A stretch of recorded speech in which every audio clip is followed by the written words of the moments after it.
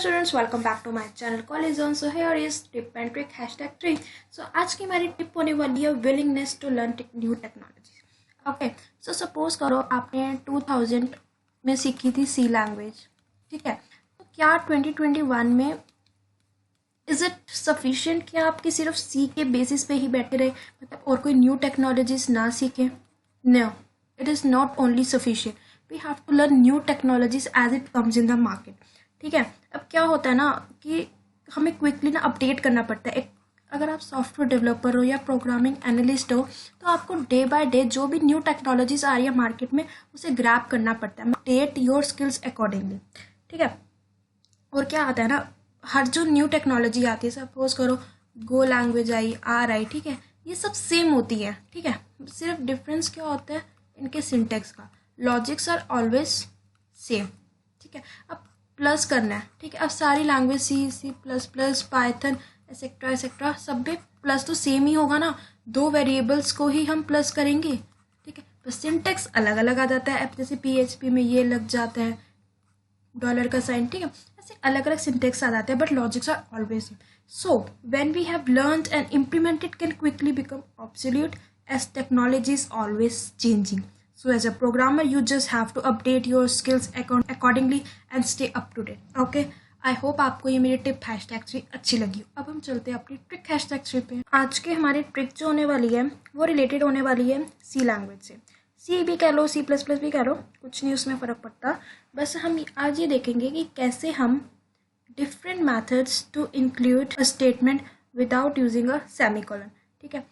हमें कोई भी स्टेटमेंट लिखनी हो, ठीक है, विदाउट सेमीकोलन के हम कैसे लिख सकते हैं, कितने मेथड हैं? तो according to me there are 4 methods, ठीक है। First method is using if statement, second method is using loop, ठीक है।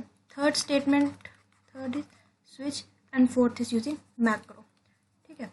कई बार ना इंटरव्यू में क्वेश्चन आ जाता है कि आप मुझे हेलो स्टेटमेंट लिख के दिखाइए विदाउट यूजिंग एनी सेमीकोलन, ठीक है।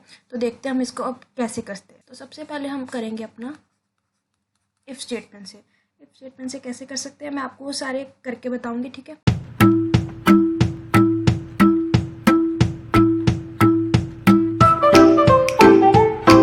So here is the interesting thing, we will use the semicolon in this. I hope आपको पता लगा कि कैसे मैंने उसके साथ ना लिख के हेलो वर्ल्ड के साथ यहाँ इन ब्रेसेस में डाल दिया। ओके, तो here is the if statement, हम कैसे हेलो वर्ल्ड को विदाउट सेमीकोलन कैसे प्रिंट कराया, ठीक है। लूप की मदद से कैसे हो सकता है, लूप की मदद से कैसे होता है, वाइल की तरफ से, ठीक है।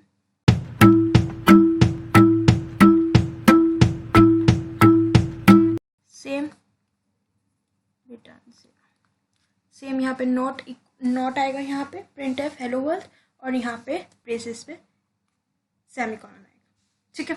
That is switch statement. Switch का तो बहुत इजी रहता है।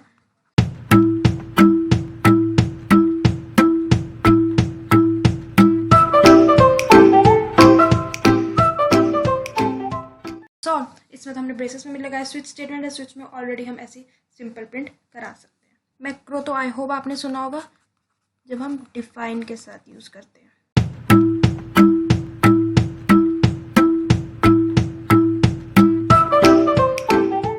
ये जो ए है ये इसको डिफाइन करेगा, ए के आगे कोई भी वेरिएबल आप यहाँ यूज कर सकते हो, कुछ भी आगे हम यहाँ पे प्रिंट एफ हेलो वर्ल्ड, कुछ भी यहाँ पे अपनी स्टेटमेंट हम लिख सकते हैं जो इसकी मदद से आगे डिफाइन होगा, ठीक है। अभी यहाँ पे लगाया तो देखा आपने कैसे हमने 4 मेथड्स देखे कि हम विदाउट सेमीकोलन हम कैसे कैसे अपनी हेलो वर्ल्ड लिख सकते हैं। अगर आपको ये मेरी वीडियो अच्छी लगी हो, मेरी टिप्स एंड ट्रिक्स पसंद आ रही हो, तो प्लीज़ चैनल को सब्सक्राइब कीजिए, लाइक कीजिए। इसमें आपको कुछ नहीं, सिर्फ यार 1 सेकंड ही लगेगा, but it will really motivate me. Bye bye.